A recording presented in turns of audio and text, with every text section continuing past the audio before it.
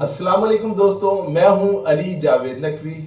دنیا پر تیسری جنگ عظیم کے بادل منڈلا رہے ہیں۔ تیسری جنگ عظیم سے نہ صرف بہت سے ممالک صفحہ ہستی سے مٹ جائیں گے بلکہ کروڑوں اربوں انسان بھی موت کے منہ میں چلے جائیں گے۔ جو زندہ رہیں گے وہ بھی سسک سسک کر زندگی گزارنے پر مجبور ہوں گے۔ دنیا ایک جہنم کا منظر پیش کر رہی ہوگی۔ ہر طرف آگ اور خون اور تباہی و بربادی ہوگی۔ ہو سکتا ہے یہ زمین ہی وہ جہنم بن جائے جس کے بارے میں ہم پڑھتے اور سنتے آئے ہیں۔ دنیا دو بلاکوں میں تقسیم ہو چکی ہے۔ ایک طرف امریکہ اور اس کے اتحادی ممالک ہیں تو دوسری طرف روس اور اس کے چند دوست ملک ہیں۔ چین نے خود کو عالمی تنازعات سے الگ تھلگ رکھا ہوا ہے، لیکن وہ زیادہ دیر تک عالمی جھگڑوں سے لا تعلق نہیں رہ سکتا۔ مغربی دانشور اور خفیہ ایجنسیوں کی رپورٹس کے مطابق روس اور چین میں جب خفیہ رابطے ہیں اور دونوں فوجی ٹیکنالوجی میں ایک دوسرے کی مدد کر رہے ہیں۔ امریکی صدر ڈونلڈ ٹرمپ بھی سمجھتے ہیں کہ امریکہ کے لیے روس سے بڑا خطرہ چین ہے، جو امریکہ اور یورپی ممالک کی معیشت کو تباہ کر رہے ہیں۔ اگر چین کی ترقی کی یہ رفتار جاری رہی تو آئندہ چند دہائیوں میں امریکہ اور یورپی ممالک چین سے بھیک مانگ رہے ہوں گے۔ دوستو، اگر آپ نے ابھی تک ہمارے چینل کو سبسکرائب نہیں کیا تو چینل کو سبسکرائب کر لیں تاکہ آپ کو ہماری معلوماتی ویڈیوز دیکھنے کو ملتی رہیں۔ ایک طرف یوکرین اور روس کے درمیان جنگ جاری ہے۔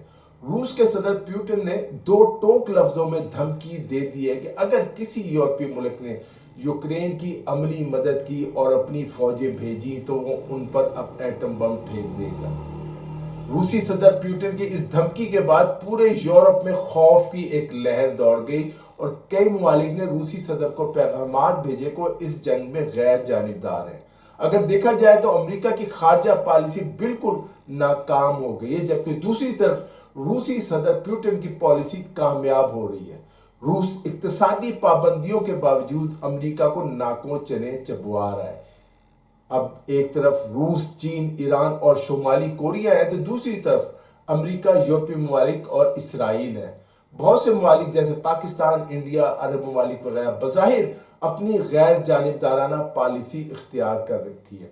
پاکستان کے چین کے ساتھ امریکہ اور یورپی ممالک سے تجارتی اور معاشی مفادات وابستہ ہیں۔ لاکھوں پاکستانی امریکہ اور یورپی ممالک کے شہری ہیں، وہاں سے اربوں ڈالر پاکستان بھیجتے ہیں۔ دوسری طرف چین نے مشکل معاشی حالات میں پاکستان کی ہر طرح سے مدد کی اور سی پیک کے تحت درجنوں منصوبے شروع کیے جس کا پاکستان کو فائدہ ہوا۔ اب اس وقت امریکہ کے دو پالتو ملک ہیں، ایک اسرائیل اور دوسرا یوکرین۔ یوکرین کے صدر نے امریکہ کے کہنے پر روس سے جنگ شروع کر دی، جبکہ اسرائیل نے غزہ کو تباہ کرنے کے بعد لبنان اور شام پر بھی حملہ کر دیا اور اپنی سرحدوں کو وسعت دے رہا ہے۔ اسرائیل کا اگلا ہدف ایران اور پاکستان کا ایٹمی پروگرام ہے۔ اسرائیل سے کوئی بعید نہیں وہ پاکستان پر حملہ کرنے کی غلطی کر سکتا ہے۔ امریکہ نے بھی پاکستان کے بیلسٹک میزائل پروگرام کے باعث پابندیاں لگا دی ہیں۔ امریکہ کو ڈر ہے کہ پاکستان کے بیلسٹک یا میزائل جو شاہین میزائل ہے امریکہ کو نشانہ بنا سکتے ہیں۔ بعض رپورٹوں کے مطابق پاکستان یہ لانگ رینج ایٹمی میزائل بنانے کی کوشش نہیں کر رہا بلکہ بنا چکا ہے۔ پاکستان کے پاس ایسے میزائل موجود ہیں جو اسرائیل کے ساتھ ساتھ امریکہ کو بھی تباہ کر سکتے ہیں۔ یہ ایٹمی میزائل ہے۔ پاکستان پر امریکی پابندیوں کا کوئی نتیجہ نہیں نکلے گا۔ اس کی وجہ یہ کہ پاکستان امریکہ پر بہت کم انحصار کر رہا ہے، تاہم اس کے باوجود امریکی پالیسی ساز مسلسل یہ کہہ رہے ہیں کہ امریکہ پاکستان سے سالانہ 5 ارب ڈالر سے زیادہ کی مصنوعات خریدتا ہے، جبکہ امریکہ کے کہنے پر ہی آئی ایم ایف نے پاکستان کو قرضہ دے کر دیوالیہ ہونے سے بچایا۔ امریکہ اور یورپی ممالک میں مقیم لاکھوں پاکستانی بھی اربوں ڈالر پاکستان بھیجتے ہیں۔ امریکہ پاکستان کو معاشی طور پر سخت نقصان پہنچا سکتا ہے۔ امریکہ کی طرف سے پاکستان پر مزید اور سخت پابندیاں لگائی جا سکتی ہیں، اس کا خدشہ موجود ہے۔ ڈونلڈ ٹرمپ سے کسی اچھی کی امید نہیں۔ امریکہ اور اسرائیل کی جانب سے پاکستان کے ایٹمی تنصیبات پر حملے کا خطرہ بھی موجود ہے۔ پاکستان اس وقت کوشش کر رہا ہے کہ سیکنڈ اسٹرائک کی صلاحیت حاصل کر لے، اور بعض رپورٹس کے مطابق پاکستان نے چین کو کہا ہے کہ وہ گوادر چین کو دینے کو تیار ہے، بشرطے کہ چین ایٹمی حملے کی سیکنڈ اسٹرائک کی صلاحیت کے لیے پاکستان کی مدد کرے۔ سیکنڈ اسٹرائک کا مطلب یہ ہے کہ اگر کوئی ملک پاکستان پر ایٹم بم پھینکتا بھی ہے تو پاکستان کی ایٹمی صلاحیت یا اہلیت ختم نہ ہو، بلکہ پاکستان ان مشکل اور تباہ کن حالات میں بھی دشمن پر ایٹم بم پھینک کر اس کو تباہ و برباد کر دے۔ توقع ہے کہ پاکستان یہ صلاحیت بھی جلد حاصل کر لے گا، ممکن ہے حاصل کر بھی چکا ہو۔ ان سب حالات کے باوجود خدشہ یہی ہے کہ تیسری جنگ عظیم جنوبی ایشیا یا ایشیا میں نہیں بلکہ یورپ میں لڑی جائے گی۔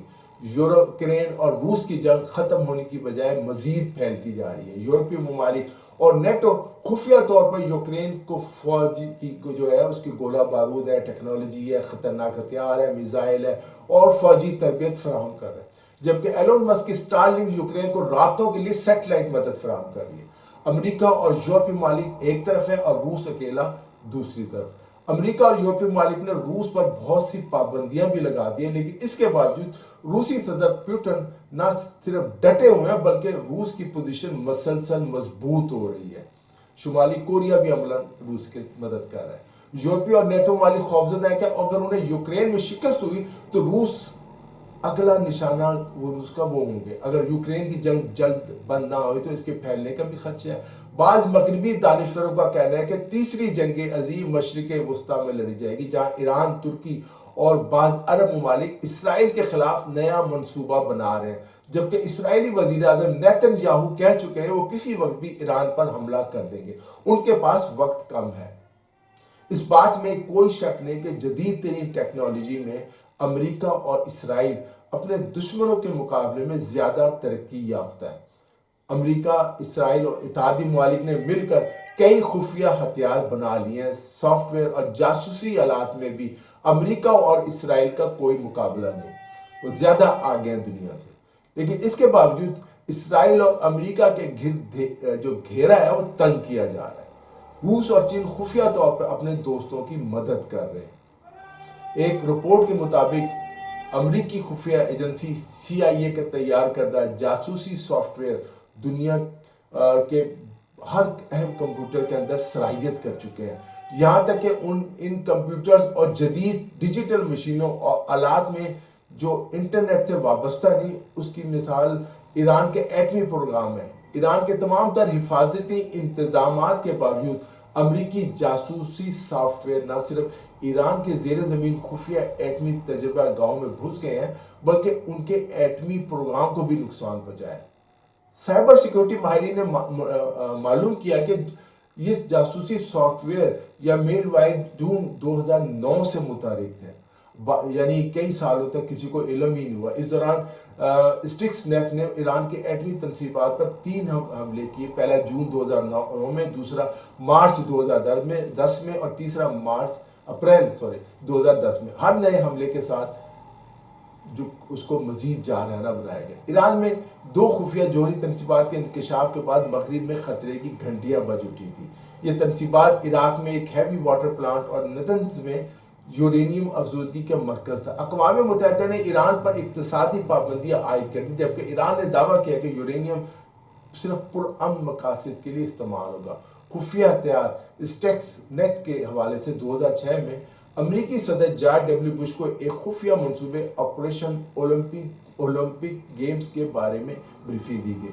اس منصوبے کا مقصد ایران کے جوہری پروگرام کو سبوتاژ کرنا تھا۔ امریکی خفیہ ایجنسی CIA نے اسرائیلی سائبر انٹیلیجنس کے ساتھ مل کر ایک ڈیجیٹل ہتھیار تیار کیا۔ CIA نے ڈچ خفیہ ایجنسی کے ساتھ مل کر نتنز میں قائم ایرانی ایٹمی تنصیبات تک رسائی کے لیے ایک منصوبہ تیار کیا۔ 2007 میں ایک ڈچ انجینئر ایرک وان سابا کو نتنز میں واٹر پمپس نصب کرنے کے مشن پر بھیجا گیا۔ ان پمپس میں جدید تکنیکی صلاحیت چھپی ہوئی تھی۔ وان سابا کامیابی سے اس خطرناک سائبر ہتھیار کو نتنز کی تنصیب میں پہنچانے میں کامیاب ہو گیا۔ ایرانیوں کو اس سارے جاسوسی عمل کا پتہ ہی نہ چل سکا۔ جون 2009 اور 2010 میں اپ ڈیٹ شدہ اسٹکس نیٹ ورمز نے نتنز کی تنصیب کے سسٹم میں داخل ہو کر تباہی مچائی۔ پہلے یہ وائرس معمولات کا مشاہدہ کرتا رہا اور پھر جعلی سگنل بھیج کر کنٹرول روم کو دھوکہ دیا آپریٹرز کے لیے سب کچھ معمول کے مطابق نظر آتا تھا، لیکن پس منظر میں یہ وائرس سینٹریفیوجز کو غیر متوازن رفتار سے گھمانے لگا، جس کے نتیجے میں وہ تیزی سے خراب ہونے لگے۔ اس حملے نے ایران کے جوہری پروگرام کو کافی نقصان پہنچایا اور دنیا کو سائبر جنگ کی طاقت اور خطرات سے روشناس کرایا۔ یہ واقعہ اس بات کی یاد دہانی ہے کہ ڈیجیٹل دور میں جنگیں صرف میدان جنگ تک محدود نہیں رہیں گی، بلکہ ٹیکنالوجی کے ذریعے نئی اقسام کی جنگیں لڑی جائیں گی، جس کا آپ اور میں سوچ بھی نہیں سکتے۔ یہ نئی اقسام کی جنگیں خفیہ طور پر جاری ہیں، کہیں اسے 5th جنریشن وار کا نام دیا جاتا ہے اور کہیں کچھ اور۔ روس اور چین بھی اس خفیہ جنگ میں کود چکے ہیں، ایک دوسرے کے خفیہ جاسوسی سافٹ ویئرز کو تباہ کر رہے ہیں۔ 2021 میں ایران کو جوہری تنصیبات پر ایک اور مشتبہ سائبر حملہ ہوا جو معینہ طور پر اسرائیل کے ذریعے کیا گیا تھا، لیکن اسٹکس نیٹ کی طرح یہ حملہ بھی ایران کے جوہری عزائم کو مستقل طور پر پٹری سے اتارنے میں ناکام رہا۔ امریکی وزیر خارجہ کے مطابق ایران اب اتنا قریب ہے کہ وہ جوہری ہتھیار بنانے کے لیے درکار مواد کو تیار کر سکے، تاہم یہ غیر یقینی ہے کہ ایران واقعی جوہری ایٹمی ہتھیار بنائے گا یا نہیں۔ ایران کے صدر مسلسل دعویٰ کر رہے ہیں کہ ملک جو ہے ان کا جوہری ہتھیار بنانے کا کوئی ارادہ نہیں رکھتا، جبکہ سپریم لیڈر آیت اللہ خامنہ بھی ایٹمی ہتھیاروں کو حرام قرار دے چکے ہیں۔ ایران ایٹم بم بناتا ہے یا نہیں، یہ اس کا معاملہ ہے، تاہم آج کی دنیا میں وہی ملک آزاد اور خود مختار رہ سکتا ہے جو معاشی اور فوجی اعتبار سے طاقتور ہو۔ کمزور ممالک کے آزاد خارجہ پالیسی بنانا ان کے لیے اب ممکن ہی نہیں رہا۔ ایک طرف امریکہ اور اس کے اتحادیاں، دوسری طرف روس اور چین۔